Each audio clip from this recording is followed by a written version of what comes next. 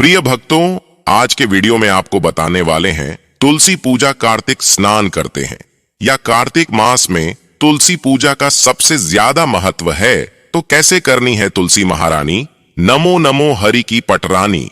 बिना तुलसी की पूजा के कार्तिक मास का हमें संपूर्ण फल नहीं मिलता, क्योंकि भगवान श्री हरि विष्णु को अत्यंत प्रिय है।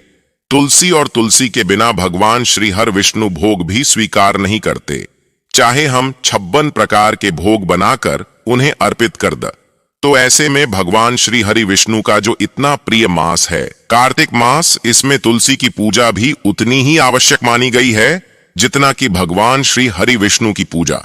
तो आज की वीडियो में मैं आपसे शेयर करने वाला हूं कि कार्तिक मास में तुलसी की पूजा किस प्रकार से करें कि भगवान श्री हरि विष्णु और मां तुलसी दोनों की कृपा हमें प्राप्त हो जाए, संपूर्ण कार्तिक मास का फल हमें प्राप्त हो, और जिस भी कामना से मां तुलसी की आप पूजा कर रहे हैं या भगवान श्री हरि विष्णु की पूजा कर रहे हैं, आपकी वह कामना पूर्ण हो। इसके लिए विशेष क्या करना चाहिए, यह संपूर्ण जानकारी आपको आज की वीडियो में मैं शेयर करने वाला हूं। तो वीडियो बहुत महत्वपूर्ण है, पूरा जरूर देख लीजिए। अच्छी लगे वीडियो तो लाइक जरूर कीजिए, क्योंकि देखिए आपके लाइक्स, आपके कमेंट्स मेरे लिए बहुत महत्वपूर्ण होते हैं। यही एकमात्र जरिया है जिनसे मुझे पता चलता है कि आपको यह वीडियो अच्छी लगती है और आपके लिए यह वीडियो उपयोगी है। तो अगर वीडियो अच्छी लगे तो लाइक तो जरूर ही किया कीजिए। और अब जानते हैं कि कार्तिक मास में तुलसी की पूजा आपको किस प्रकार से करनी चाहिए।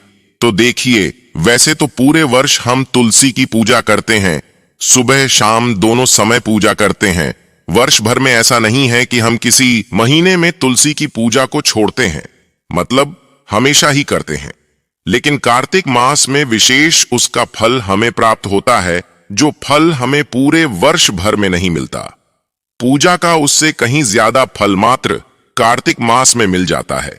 इसलिए कार्तिक मास में जो हम तुलसी की पूजा करते हैं, विशेष रूप से संकल्प लेकर करते हैं कि हे श्री हरि विष्णु, हे तुलसी माता, हम पूरे महीने में, पूरे कार्तिक मास में आपकी विधि पूर्वक पूजा करेंगे।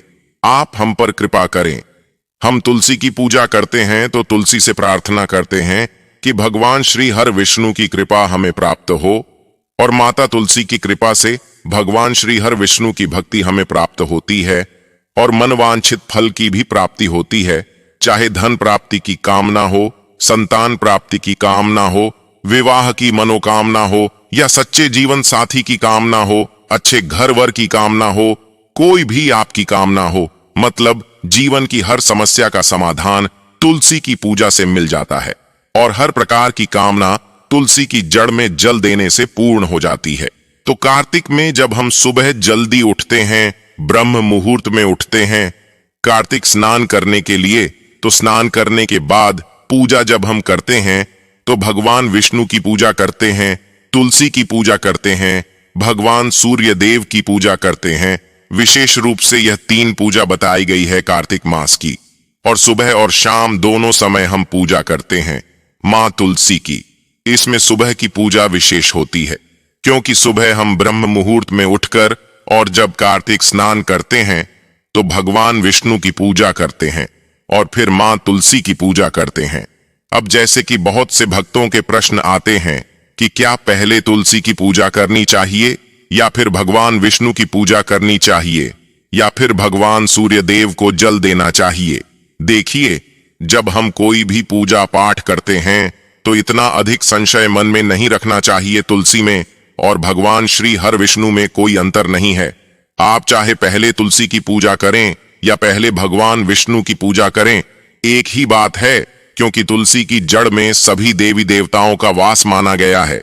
विशेष रूप से जब कार्तिक मास आता है तो सभी देवी देवता तुलसी की जड़ में ही विराजित हो जाते हैं। तो जब हम तुलसी की जड़ में सिंचते हैं, तुलसी में दीप दान करते हैं, तो सभी देवी देवताओं की कृपा हमें स्वतः ही प्राप्त हो जाती है। मात्र तुलसी पूजन से तो आप चाहे भगवान विष्णु की पूजा पहले करें या फिर तुलसी की पूजा पहले करें, कोई फर्क नहीं पड़ता, फल आपको समान ही प्राप्त होता है। ठीक है, तो इस बात को मन से निकाल दीजिए कि किस पूजा को पहले करना है। आपको जैसी सुविधा उपलब्ध हो आप चाहे तो पहले भगवान विष्णु की पूजा कर लीजिए, फिर तुलसी में जल दे दीजिए और इसके बाद आप भगवान सूर्य देव को जल दे दीजिए। आप चाहे तो पहले सूर्य भगवान को जल दे सकते हैं, फिर विष्णु भगवान की पूजा करें, तुलसी की पूजा कर सकते हैं। पूजा हमें करना है, बस यह ध्यान रखिए फल एक समान ही मिलेगा, यह भी ध्यान रखिए, ठीक है। और अब जानते हैं कि कार्तिक मास में सुबह किस प्रकार से तुलसी की पूजा हमें करनी चाहिए। देखिए, सुबह के समय आप जल्दी उठ ही रहे हैं, उठकर स्नान कर लीजिए। स्नान करने के बाद आप चाहे तो पहले भगवान विष्णु की पूजा कर सकते हैं या पहले सूर्य देव को जल दे सकते हैं और उसके बाद तुलसी की पूजा कर सकते हैं या फिर पहले तुलसी की पूजा भी कर सकते हैं। तुलसी माता की पूजा के लिए आपको चाहिए जल, शुद्ध जल। अच्छा, एक और कार्य आप कर सकते हैं, जैसे कि हम पूरे कार्तिक मास में गंगा जल से स्नान करते हैं, गंगा जल मिश्रित करके स्नान करते हैं। उसी प्रकार से ऐसा कहा जाता है कि अगर हम तुलसी में गंगा जल सींचें, मतलब तुलसी की जड़ को गंगा जल से सींचें, तो मोक्ष की प्राप्ति हो जाती है। हमें ही नहीं, हमारे पितरों को भी मोक्ष की प्राप्ति हो जाती है। तो गंगा जल तो सबके पास ही होता है। आपको क्या करना है, एक पात्र लेना है, उस पात्र में पहले गंगा जल डालना है, फिर शुद्ध जल से भर दीजिए। अब यह जल आपको तुलसी की जड़ में सींचना है। इसके बाद चुटकी ब हल्दी तुलसी की जड़ में डाल दीजिए। फिर धूप, दीप, अक्षत, पुष्प इत्यादि जो भी चीजें आपके पास उपलब्ध हो, उन चीजों से मां तुलसी की पूजा कीजिए। और हाँ, भोग अवश्य अर्पित कीजिए। कोई भी सामग्री आप भोग स्वरूप में अर्पित कर सकते हैं, जैसे कि मिश्री, बतासा, शक्कर, गुड़ या फिर कोई फल जो आपके पास उपलब्ध हो। थोड़ा सा भोग अर्पित कर दीजिए और इसके बाद एक दीपक जलाकर तुलसी की आरती कर लीजिए। आप चाहे तो मिट्टी का दीपक ले सकते हैं, धातु का दीपक ले सकते हैं, किसी भी धातु का या फिर आटे का दीपक भी बना सकते हैं। तो आटे का या मिट्टी का दीपक अगर आप बनाते हैं तो प्रतिदिन आपको बनाना पड़ेगा, मतलब हर बार नया दीपक आपको चाहिए। इसीलिए एक धातु का दीपक ले लीजिए, प्रतिदिन उसे ही प्रज्वलित करके और धूप दीप कर लीजिए, फिर धोकर अगले दिन फिर प्रयोग कर सकते हैं। और अब जैसे कि बहुत से भक्तों के प्रश्न आते हैं कि हम बाती कौन सी प्रयोग करें। देखिए, कोई सी भी बाती जो आप प्रतिदिन घर में नॉर्मल पूजा में प्रयोग करते हैं, लंबी या फिर गोल किसी भी बाती का प्रयोग कर सकते हैं। हमें दीपदान करना है, ठीक है। बहुत ज्यादा संशय या बहुत ज्यादा भ्रम में नहीं पड़ना है। तो आप कोई भी बाती जो आप रोज प्रयोग करते हैं, उस बाती का प्रयोग कर सकते हैं। घी या फिर तेल जो भी आपके पास उपलब्ध हो, मतलब सरसों का तेल नहीं होना चाहिए। बाकी आप तिल के तेल से दीप दान कर सकते हैं या फिर शुद्ध घी से, गाय के घी से, या जो भी घी आपके पास उपलब्ध हो, तो दीपक प्रज्वलित करके तुलसी की आरती कर लीजिए। अच्छा, जरूरी नहीं है कि आप गागर आरती करें, आप वैसे भी मां तुलसी के मंत्रों के द्वारा भी आरती कर सकते हैं। दीपक को क्लॉकवाइज घुमाना होता है और 7 बार या फिर 5 बार घुमाकर आप आरती कर सकते हैं, गोल गोल घुमाकर। अब जैसे कि बहुत से भक्तों के प्रश्न कि क्या आरती के लिए हमें अलग से दीपक जलाना चाहिए और फिर दीप दान अलग से करना चाहिए। देखिए, ऐसा नहीं करने की आवश्यकता है। आप सिर्फ एक ही दीपक प्रज्वलित कर लीजिए, उसी से आरती करके उसे ही हम दीपदान कर देते हैं। देखिए, आप चाहे तो अलग से कपूर जलाकर भी आरती कर सकते हैं। यह पूरी तरह से आपकी अपनी इच्छा पर निर्भर करता है, लेकिन अगर आप ऐसा नहीं करते हैं तो भी दोष नहीं लगता है और आपको पूर्ण फल ही प्राप्त होता है। हाँ, अगर आप करते हैं तो और अच्छी बात है। अच्छा, एक और प्रश्न आया है कि जल जो हम अर्पित करते हैं, पले जड़ में अर्पित करें या फिर ऊपर पत्तों में अर्पित करें। देखिए, कभी भी किसी भी देव वृक्ष को जब हम सींच हैं तो जड़ में ही जल अर्पित करते हैं। तो तुलसी की जड़ में सबसे पहले, मतलब 3 बार रुक रुक कर, जैसे हम सूर्य देव को जल देते हैं, उसी प्रकार से 3 बार तुलसी की जड़ में जल दे दीजिए। इसके बाद जो जल बचा हुआ है पात्र में, उसे पत्तों के ऊपर से, मतलब पूरी तुलसी को एक बार में अभिषेक कर दीजिए, स्नान करा दीजिए, ठीक है।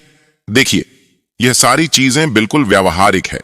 जैसे आप स्वयं मान लीजिए स्नान करने जाते हैं, क्या आप सीधे अपने सिर पर पानी डालते हैं, पहले हाथ पैर धोते हैं, उसके बाद ही सिर पर पानी डालते हैं ना? तो जैसे हम हैं वैसे ही हमारे देवी देवता भी समझना चाहिए।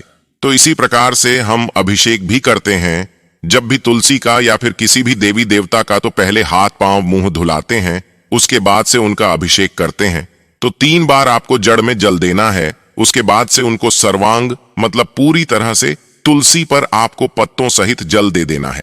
एक बार में आपको यह बात क्लियर हो गई। बार बार फिर आपको समझने की आवश्यकता नहीं पड़ेगी। तो तुलसी की पूजा यानी कि धूप, दीप, अक्षत, पुष्प इत्यादि अर्पित करके और उसके बाद से आपको तुलसी की परिक्रमा करना है।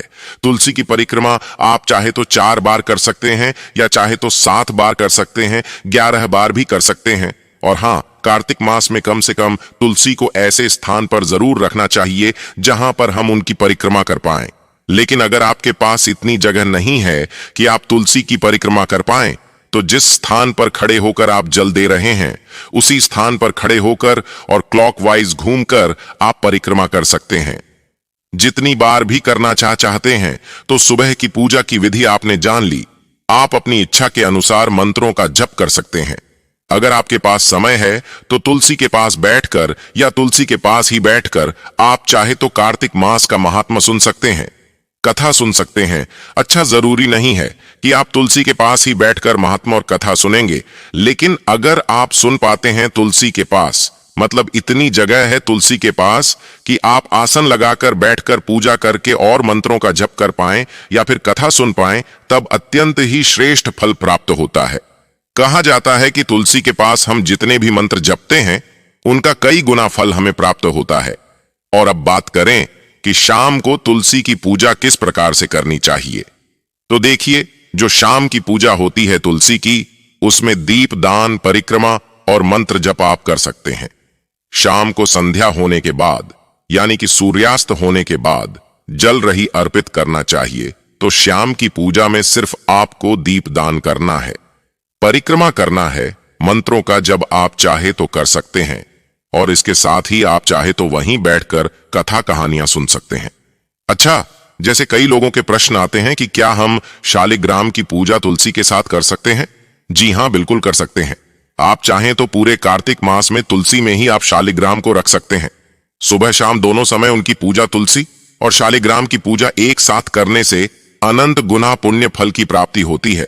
या फिर आप चाहे तो पूजा के समय शालिग्राम और तुलसी को एक साथ रखिए, बाद में शालिग्राम को उठाकर अपने घर के मंदिर में भी रख सकते हैं, जैसे भी सुविधा हो।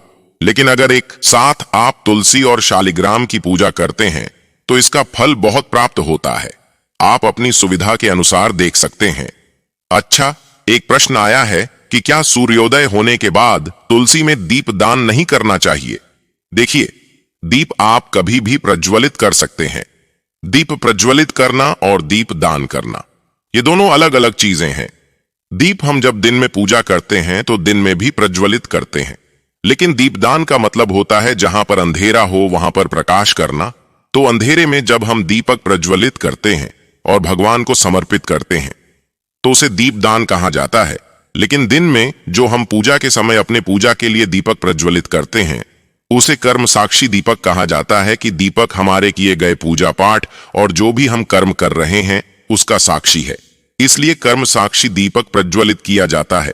तो दीपदान का मतलब होता है जब हम अंधेरे में प्रकाश करते हैं, यानी कि शाम को प्रदोष काल में या प्रदोष काल के बाद जैसे कि संध्या काल में।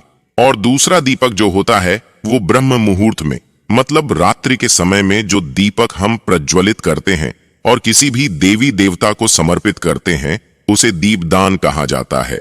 और हाँ, कार्तिक मास में दीपदान कहाँ करना चाहिए, कब करना चाहिए, किस प्रकार से करना चाहिए और कहाँ दीपक प्रज्वलित करने से किस फल की प्राप्ति होती है, इसके लिए हम आपको एक अलग से वीडियो लाकर देंगे जिसमें संपूर्ण जानकारी वीडियो से जुड़ी हुई बताएंगे। अगर आपने कार्तिक कुमार से जुड़े हुए नियमों को अभी तक नहीं जाना है तो उससे जुड़ा हुआ एक वीडियो हमने पहले ही डाल दिया है। उन वीडियो को जरूर देखें और नियमों को जरूर देखें और उनका पालन करें, तभी आपको कार्तिक मास में कार्तिक माह का पुण्य फल प्राप्त होगा। वीडियो अभी थोड़ी देर में आपको मिल जाएगी, उसे जरूर देखिएगा। अब तुलसी पूजा से संबंधित आपका अगला प्रश्न है कि रविवार को हम तुलसी की पूजा कार्तिक मास में कैसे करें।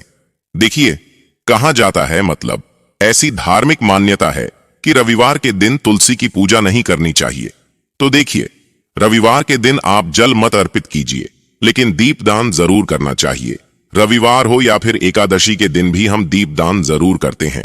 तुलसी में चाहे जल ना भी अर्पित करें तो भी आपको दीपदान जरूर करना है। प्रत्येक रविवार को शाम के समय या फिर सुबह दीपदान जरूर कीजिए। और अगला प्रश्न है आपका कि सिंदूर हम कब लगाएं? तुलसी में तो देखिए, कार्तिक मास में देव उठनी एकादशी के दिन तुलसी का शालिग्राम के साथ विवाह कराते हैं और उसके बाद हम उसी दिन सिंदूर लगाते हैं। तुलसी को तब तक तुलसी की पूजा हल्दी से की जाती है या फिर पीले चंदन से की जाती है, और शालिग्राम के साथ जब विवाह संपन्न होता है तब हम तुलसी को 16 श्रृंगार अर्पित करते हैं और इसी में सिंदूर इत्यादि सभी चीजें हम अर्पित करते हैं। तुलसी की पूजा करते समय किन मंत्रों का जप करना चाहिए? देखिए, तुलसी की पूजा करते समय आप तुलसी के किसी भी मंत्र का जप कर सकते हैं, जैसे कि तुलसी नामा स्तोत्र का पाठ कर सकते हैं, ओम तुलसी देवय नमः इस मंत्र का जप कर सकते हैं, या महाप्रसाद जननी सर्व सौभाग्य वर्धिनी आदि व्याधि हरा नित्यम तुलसी तवाम नमोस्तुते इस मंत्र का जप कर सकते हैं। तुलसी माता की आरती गाते हुए उनकी आरती कर सकते हैं। और हाँ, तुलसी के पास बैठकर अगर आप भगवान श्री हरिविष्णु के मंत्र ओम नमो भगवते वासुदेवाय नमः या ओम क्लीम कृष्णाय नमः इस मंत्र का जप करते हैं तो कई गुना फल आपको प्राप्त होता है। मतलब माँ तुलसी अपने मंत्रों द्वारा इतनी प्रसन्न नहीं होती जितना कि भगवान श्री हरि विष्णु के नाम का और मंत्र का स्मरण हम उनके पास करते हैं तो प्रसन्न होती हैं। इसलिए माता तुलसी की जब आप पूजा करते हैं तो भगवान श्री हरि विष्णु के या भगवान श्री कृष्ण के नामों द्वारा मंत्रों द्वारा पूजा कीजिए। तो तुलसी की पूजा कार्तिक मास में किस प्रकार से करें, आज की वीडियो में मैंने आपसे इस बारे में बात की। उम्मीद है आपके सभी प्रश्नों के उत्तर इस वीडियो में मिल गए होंगे। तो अगर आपको आज की वीडियो अच्छी लगी हो तो वीडियो को लाइक जरूर कीजिए और हाँ, ज्यादा से ज्यादा इस वीडियो को अपने दोस्तों रिश्तेदारों के साथ शेयर कीजिए, जिससे कि दूसरे भक्त भी संशय मुक्त होकर माता तुलसी की पूजा कर पाएं और माता तुलसी की कृपा उन्हें प्राप्त हो। और कार्तिक मास में स्नान दान और व्रत से जुड़ी हुई अगर आपको कोई भी जानकारी चाहिए तो आप कमेंट के माध्यम से पूछ सकते हैं और कमेंट में हर हर महादेव जरूर लिखें।